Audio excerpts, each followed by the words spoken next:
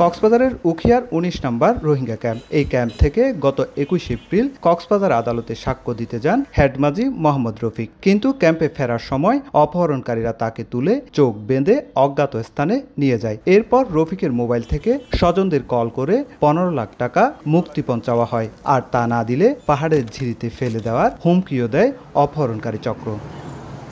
অপহৃত হেডমাজিকে উদ্ধার করতে বুধবার সকালে কক্সবাজারের দুর্গম দরিয়ানগর পাহাড়ি এলাকায় অভিযান শুরু করে র্যাব। এক পর্যায়ে র্যাবের অবস্থান টের পেয়ে আস্তানা থেকে অপহরণকারী চক্রের বেশ কয়েকজন সদস্য পালিয়ে গেলেও এর মূল হোতা শাহ আলমকে গ্রেপ্তার করে র্যাব, আর অক্ষত অবস্থায় উদ্ধার করা হয় ক্যাম্পের হেডমাজি মোহাম্মদ রফিককে।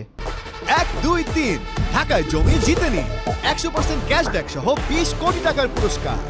অভিযানে আমরা অপহৃত হেডমাজি জনাব মোহাম্মদ রফিককে উদ্ধার করতে সক্ষম হই এবং অপহরণকারী চক্রের প্রধান, যার নাম হচ্ছে শাহ আলম, তাকে আমরা গ্রেপ্তার করতে সক্ষম হই। এদিকে গত ২৫শে মার্চ কক্সবাজারের চকরিয়ায় ইফতারির প্রস্তুতির সময় আব্দুর রহমান নামের স্থানীয় এক বাসিন্দাকে অস্ত্রের মুখে প্রকাশ্য দিবালুকে তুলে নিয়ে কুপিয়ে ও পিটিয়ে হত্যা করা হয়। পরে বুধবার সকালে অভিযান চালিয়ে ফেনীর মহিপাল এলাকা থেকে হত্যাকাণ্ডের মূল পরিকল্পনাকারী মনসুর আলম সহ ৭ জনকে গ্রেপ্তার করে র্যাব। যাদের নাম এজাহারে উল্লেখ রয়েছে এবং অজ্ঞাতনামা হিসেবে যারা রয়েছেন সবাইকে আইনের আওতায় আনার জন্য আমাদের তৎপরতা অব্যাহত আছে। এদিকে আরেকটি অভিযানে বান্দরবন পৌর শহর থেকে প্রায় ২ কেজি মাদক আফিম উদ্ধার সহ গোল্ডেন ওয়েস্ট কেন্দ্রিক আন্তর্জাতিক আফিম পাচারকারী চক্রের এক সদস্যকে গ্রেপ্তার করে র্যাব।